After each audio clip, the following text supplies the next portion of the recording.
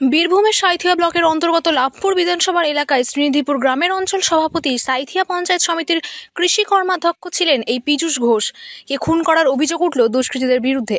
গত রাত্রে কেউ বা কারা তাকে ফোন করে বাড়ি থেকে ডাকে এবং রাত্রি 2টার সময় গ্রামেরই একটি রাস্তার মোড়ে তার মৃতদেহ পড়ে থাকতে দেখা যায়। তার বাবার অভিযোগ ছেলেকে গুলি করে খুন করা হয়েছে। অন্যদিকে বোলপুর মহকুমা হাসপাতালে মৃতদেহ নিয়ে আসা হয়েছে ময়নাতদন্তের জন্য।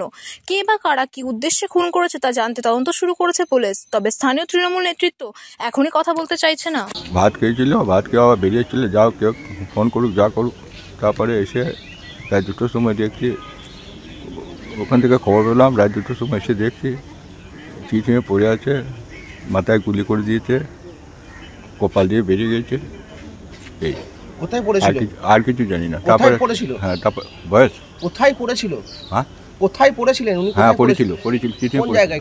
হ্যাঁ, কোন জায়গাতে? ওই আমাদের ওই মাথার পালপুকুর ধারে।